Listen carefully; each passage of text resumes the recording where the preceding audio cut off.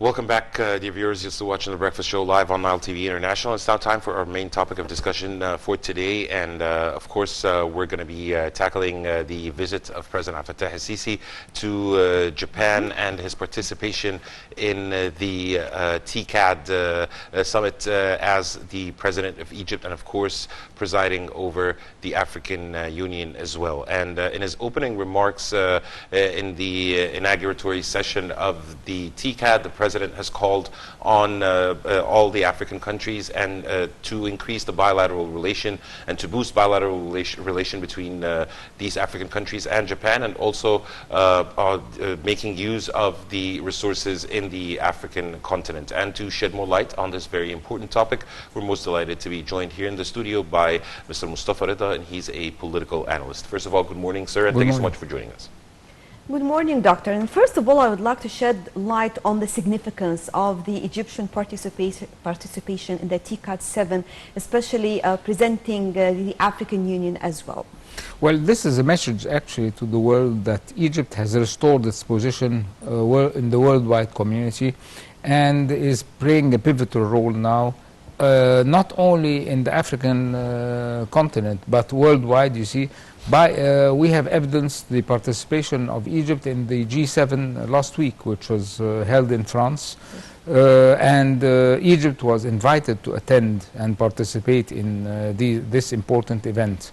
So this is also a message to the outside world that Egypt is changing and is taking its real pivotal role and is playing an important part in the international community. Yes. Also, if you can highlight, sir, the main points or the significance of the comments or remarks made by President Abdel Fattah el-Sisi during the TCAD 7th edition. Certainly, the remarks were very important, and he highlighted on 2 or 3 more aspects which are very pivotal.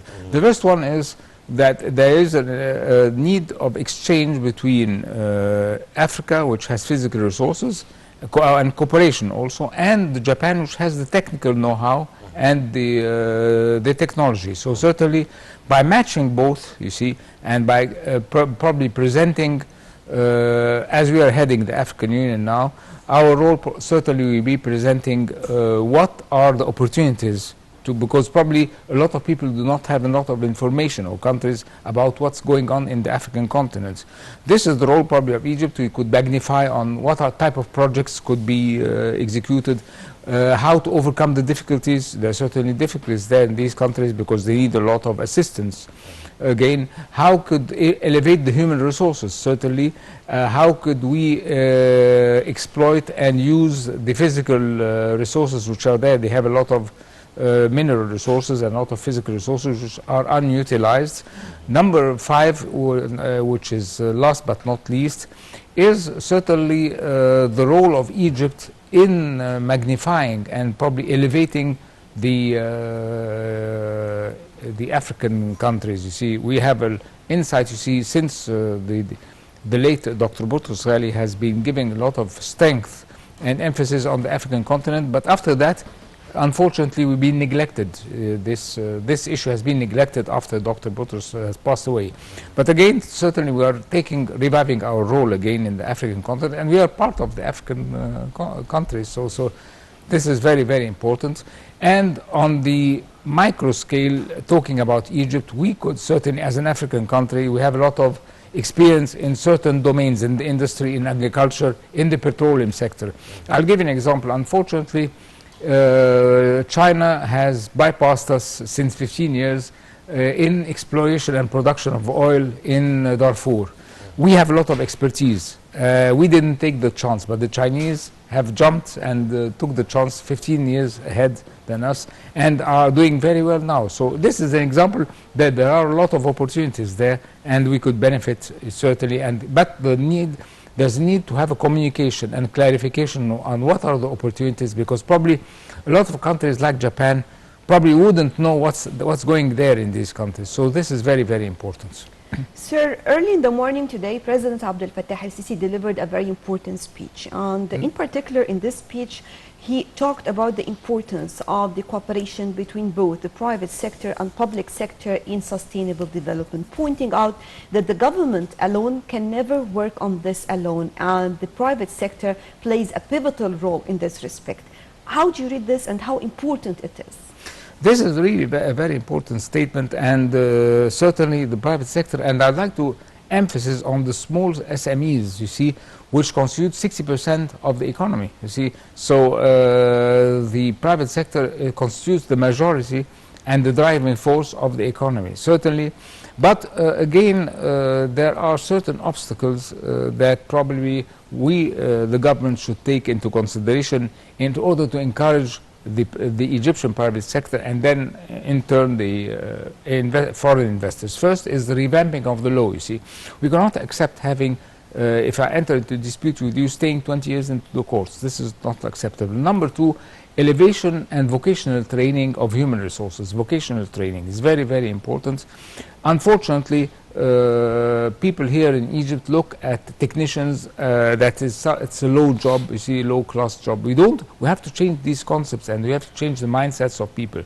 Germany, 80% of their education system is based on vocational training and technicians.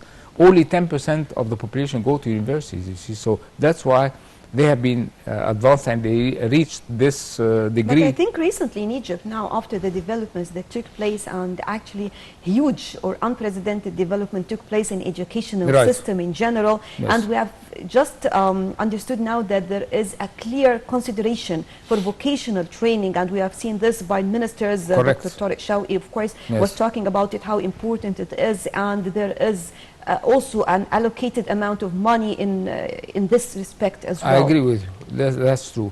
The third thing, the third important factor, certainly, is fighting bureaucracy. Unfortunately, if we read the papers every day, we see claim on the first page at Al-Ahram to the Prime Minister that certain investors had problems with the electricity, with the drainage system, with the sewage system, with probably the procedures, you see. So all these things have to be eliminated, you see, and we have to streamline our procedures in order to attract these investors. So to encourage. But what about the one-stop shop? I mean, recently you have seen also many changes in this sector in particular. Now we have one place if you want to start a project or to do anything in Egypt. Right. So you are going to only one place, and you will finish all your papers just on everything is computerized as well. Agree. This is a good step. I'd like to add to what you said. Another good point now is when you want to get a piece of land now, you see, it used to take 2 or 3 years in order, if you have a factory and you want to buy a piece of land, it used to take 3 years in order to take the permits and that.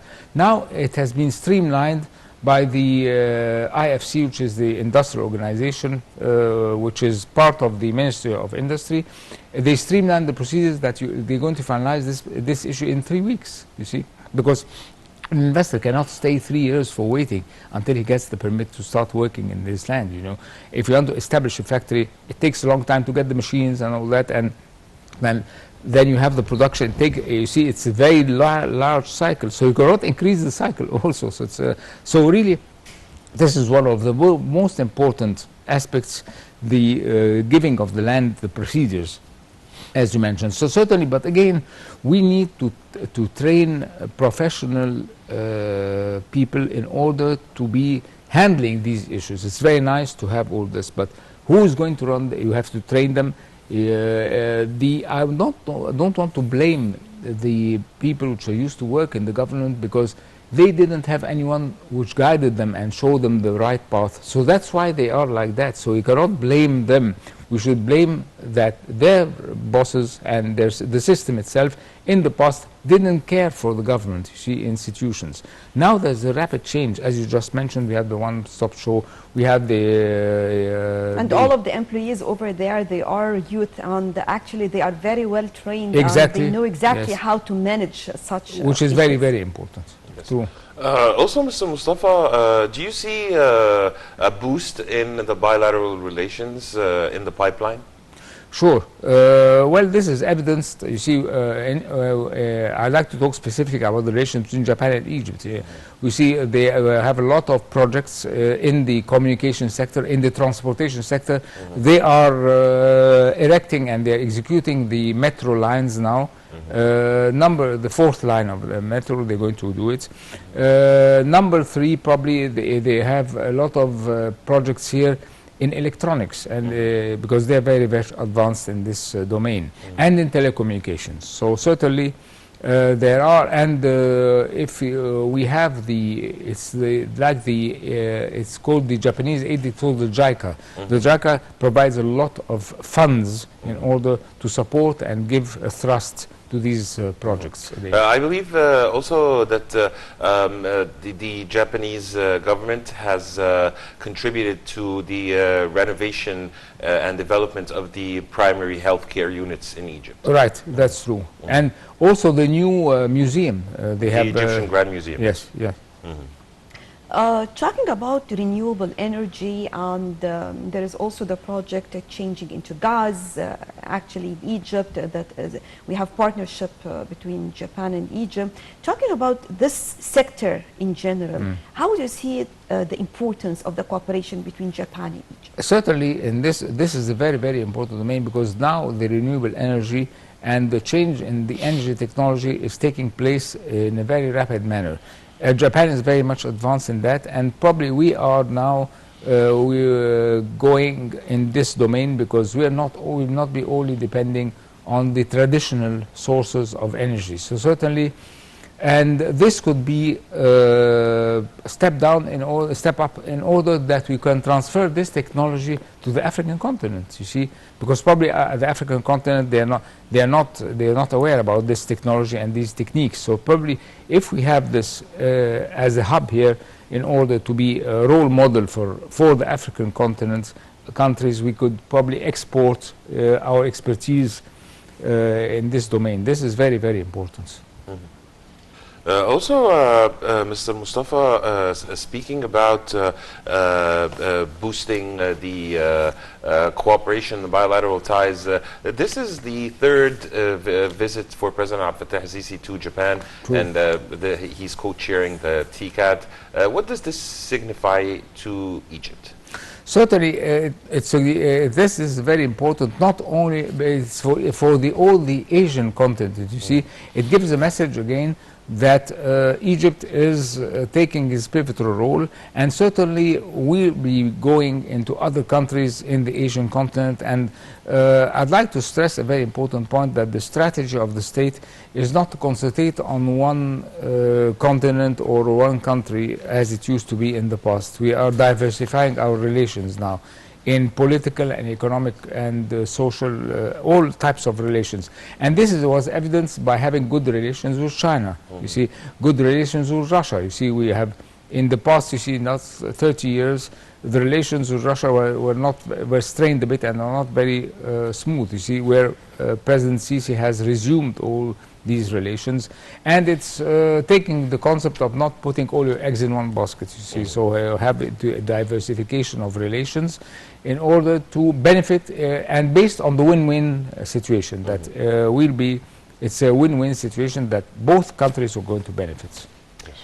Talking about Africa in general, whether we are talking about the ambitious agenda of 2063 or the vision for 2030, definitely we need to pour more investments. The president actually highlighted this and talked about how Japan can pour more investments in Africa in general, talking about that Africa already adopted the idea of building its infrastructure and paving the way for more projects to take place in Africa.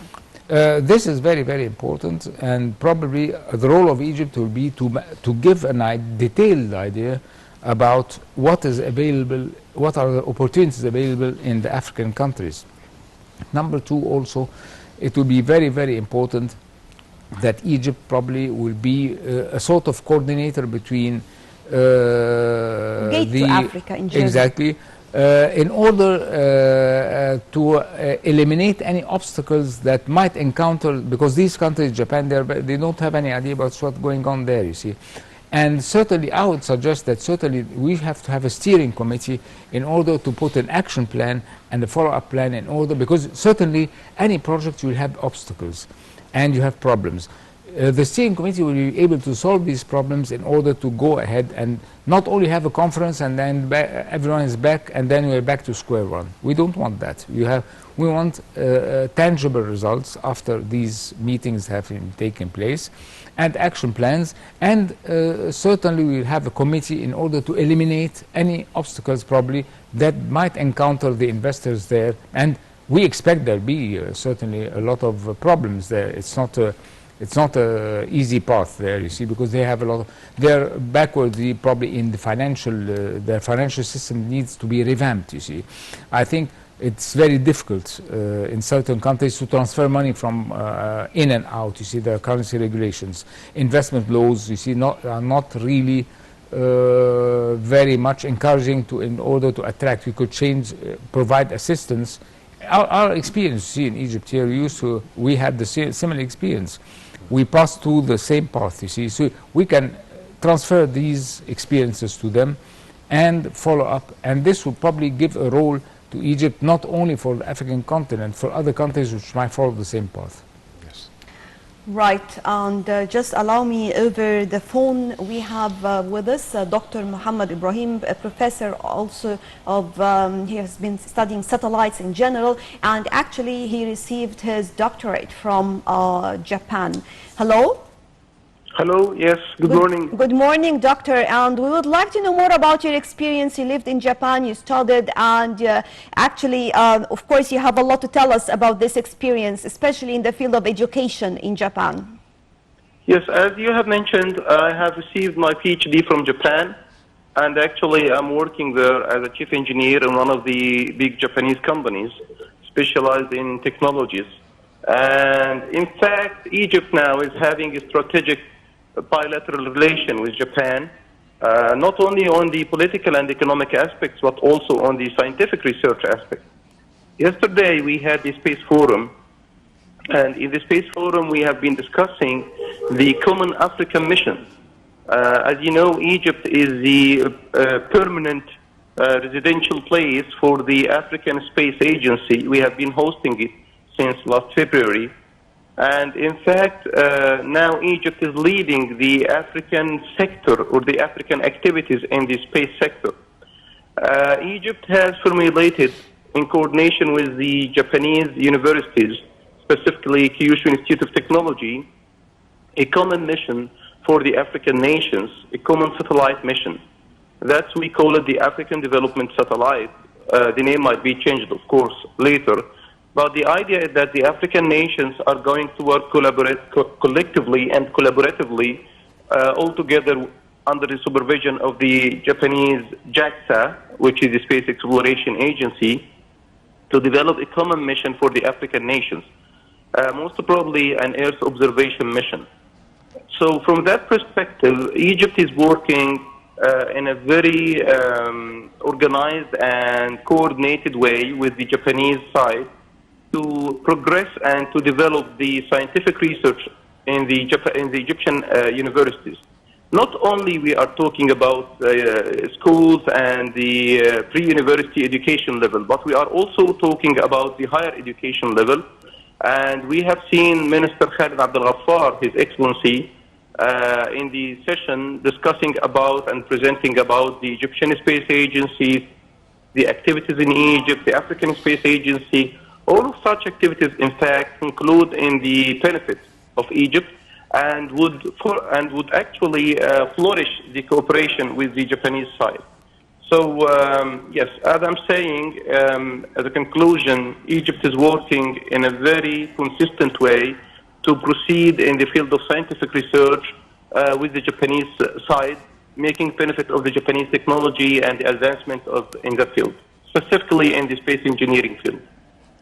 Dr. Muhammad, also, if you can tell us how can we build on the visit of President Fattah al-Sisi to the Japanese city, Yokohama, and his participation or co-chairing the TCAD summit organized by Japan? Yeah, Yokohama, in fact, is a very peaceful city in Kanagawa Prefecture. And as you said, TCAD has been held in Yokohama. President Sisi, as the President of the African Union, from that perspective, Egypt has a role not only regarding the Egyptian country itself, but also regarding the African nations. In the TCAD, usually, what is being discussed is the possibilities of helping and providing aid to the African nations. Most probably, it's about infrastructure, education, and health. But in that session, specifically in the 7th session, there is a new introduction, which is the scientific research. The African nation itself, the African nations, and the African continent has its own agenda, which is called the African 2063 agenda. We have our own goals as African nations for development and for progressing.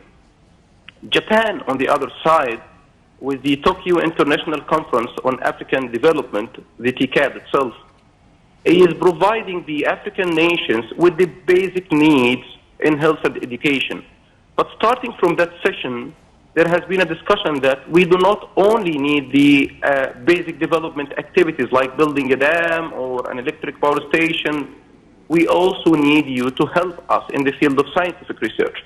From that perspective, and because, as I said, Egypt is the residential place or the permanent place for the African Space Agency, Egypt has a role in leading the African nations, in acting as a hub for the scientific research in the African continent, in providing socio-economic benefits for the African nations coming from science.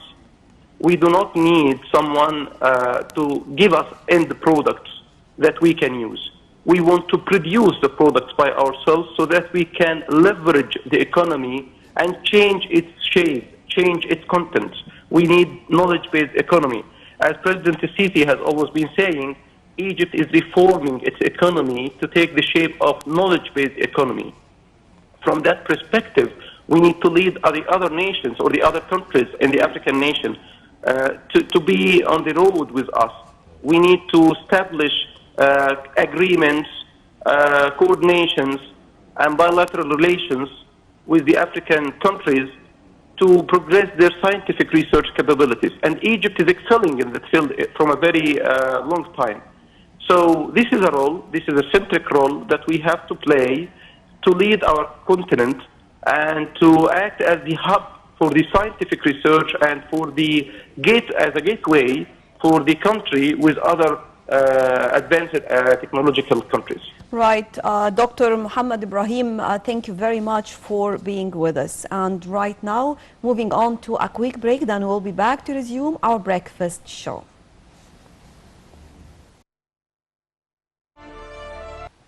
Welcome back. You are still watching the Breakfast Show, and to continue talking about the Egyptian participation in the TCAD 7 in Japan, and President Abdel Fattah al-Sisi talking about the importance and the cooperation between Japan and Egypt and the African continent in general.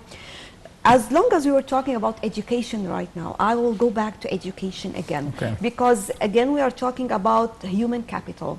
And we all know that in the beginning, the president started by the infrastructure, paving the way for mega projects and more investments. And now the main focus is on education, scientific research, and building capitals. Right. As mentioned by our guest, Dr. Ibrahim, over the phone, talking about universities as well, not only schools. We know that we are trying to transfer the Japanese educational system here in Egypt. Right. And also talking, I will add the vocational training as well. True. Certainly this is very important, but certainly these in order to apply this to be realistic, we need certain factors, you see. We need to train teachers on the methodology. There were teachers that have traveled as well to get their training actually to, That's very to follow, important. and it was very successful. We have seen some of these schools actually they achieved a lot. Especially we are talking this time for the first time talking about the kindergarten, Right. which is very, very important. You are talking about the new base, generation. Yes. And then again, what is important, you see, it's similar to the health situation now, that you have to pay adequate salaries for these teachers, so they do not go and have a second job and neglect the major job. It's very, very important. The same case is with the health system. If you don't pay the doctors, and I think there has been a change in that, they've changed their salaries in the new system. In Foresight, actually, Yes. they are going to Yes. give very high salaries. High salaries, But on exactly. one condition, you have to be dedicated to your job. Exactly. The same concept and methodology should be applied to the education system. Because as you know, we have centers and we have private lessons. We want to eliminate all that. In order to eliminate all that, we have to give an adequate payment for the qualified person. And I'm putting again I believe several Dr. lines. Tariq Shawi announced 2 days ago or something like this, that next year there will be no private lessons. Hopefully, yes. Okay. So this is very, very important. Number two is the infrastructure, certainly, which are the classes. You see, you have to have a limited number of students in each class, and the classes have to be adequate, and they have to be set up in a human manner. You see, you cannot put 80 students in a small room like that and expect them to learn. And see, it has to be done according to international standards, and certainly the playgrounds and the recreation, which is very, very important. You see, sports, music, and all other non-educational activities which constitute a part of building the personality of the student itself. You see, and in abroad they put a strong emphasis on these concepts. The final thing certainly will be the curriculum itself. How to the curriculum has to be changed from classic learning, and you see, and probably learning a certain Memorizing. item and And I think memorizing this is what they into have been practical working on application. Yes. right So these three aspects, if we are, and certainly it will take time. It's not a project that's going to be done in a fortnight. You see, it's going to take time in order, and there will be certainly, as in management, to say, in any change there is always a resistance to change. We have to see how we can, because there are people which do not want to have they are very happy with the old system, they're making a lot of money and they're not working, so they don't accept this change again. So again, we have to encounter, and certainly, unfortunately, some parents resist change, and this is really very disappointing, because they're afraid that the outcomes of these results will not be good, you see. So again, we have to have a communication system to explain the benefits and be very patient and handling change in a professional manner. Dr. Mustafa, it's worthy of note also that the Ministry of Education has already nurtured an educational reform program, and also developing the new curriculums towards inclusion of including children with special needs or those differently abled, and also introducing a new plan for the curriculum. This is some of the efforts exerted by the Ministry of Education. This is true. Certainly, again, we need professional trainers in order. And just we have mentioned that we have taken this path. Again, the curriculums again should be done and revised once and twice and thrice, and also not only that, they have to be updated, because knowledge changes. You see, it's not a static thing, it's a dynamic thing. Yes. This is from, I'm taking from the nursery until the university programs have to be revamped and changed in a continuous manner. You see, so this is very, very important that we are up, and I'm very glad that the President has put a very important condition for new universities which will be opening in the new capital city. They have to be attached to an international university. This is one of the preconditions in order to get the license. Why the President insisted on that? In order that you can get the technology of these universities and apply it and probably adapt it to our environment and our culture. And this is very important. Right. Also, talking about the importance of these meetings, actually, during a very short period of time, or this week, actually, there was the G7 and also the TCAD Yes. 7 summit, and definitely this is of great importance when it comes to the Egypt and its international relations with Yes. the leaders of the economy in general, especially during this critical period of time when it comes to the economic changes and recession in Yes. the world. And turbulence, actually. yes. Yes, That's of course. true, yes. And definitely the importance of having some private meetings on the sidelines of these important events as well. Like the meeting that took place, for example, between President Abdel Fattah al-Sisi and Shinzo Abe, for example. How do you see the importance of such meetings? I see that informal communication, as you just mentioned, is far more important than the official meetings, because in informal communication, relation between decision makers yes, of the world, exactly. or economic situation. That's very important. And then solving problems. If there are differences of opinion, we can reach a certain solution. And this has been evidenced, I'll give you an example, in the Iranian situation now. There has been strong understanding due to the coordination of the role of France, which has made this thing. They asked that we have to solve the Iranian situation. Very important. So the Iranian case is an example. A lot of people thought that the war is going to start between the US and Iran. You see, the reverse, if you read the papers today, that President Trump will be ready to meet the Iranian foreign minister and the leaders of Iran in order to solve this issue. Also, the Chinese-US relations will be, trade relations will be solved, you see, because it's not in the benefit of two countries that they have commercial wars between them, trade wars between them. All these issues, as you just mentioned, in informal meetings will be solved. Right. Yes, just allow me, we have over the phone Dr. Yomna Hamaki, Professor of Economics at Shams University. Good morning, Doctor. Hello? Hello? Right, I think we will be back to Dr. Yomna Hamaki. Hello? Right, I think we're going to be back with the Dr. Yomna Hamaki, Professor of Economics at Shams University. Karim? Yes, Dr. Mustafa, continuing our discussion regarding, you were mentioning the trade war between China and the US, and there are efforts to minimize. Yes. Yes. So what are the lessons learned from such scenarios? Well, this is a very important question. That issues and problems could be solved through negotiations and through giving concessions.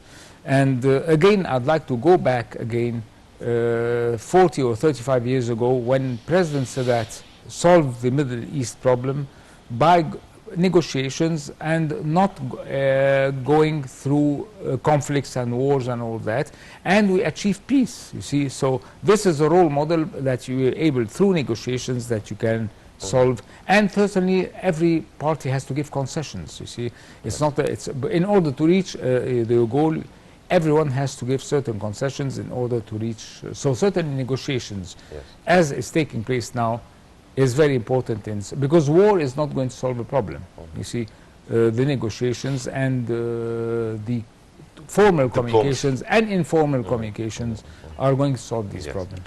Right. Over the phone right now, back Dr. Yomna Hamaki, Professor of Economics at Shams University. Hello.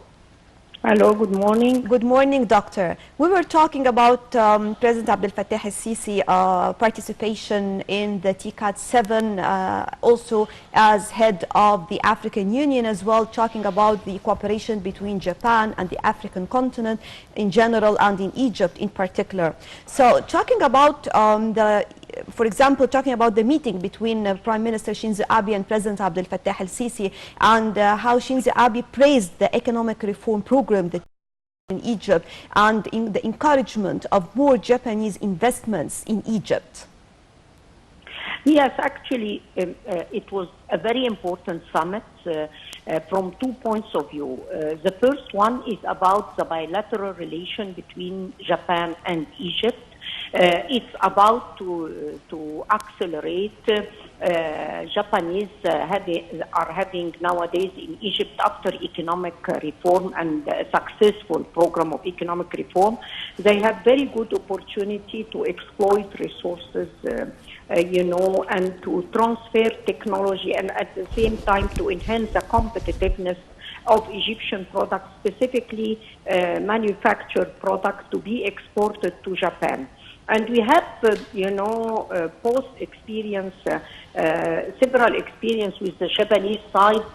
They helped a lot producers in Egypt, in everywhere, in Upper Egypt specifically, to upgrade and to improve the competitiveness of their products so that to be exported to Japan. So we need quite well this model of transfer of technology and building capacity in the Egyptian economy. And when we revise the role of JICA, JITRO, all these Japanese organizations that played a significant role in economic development in Egypt, actually this is encouraging both sides to build their relations on mutual benefit.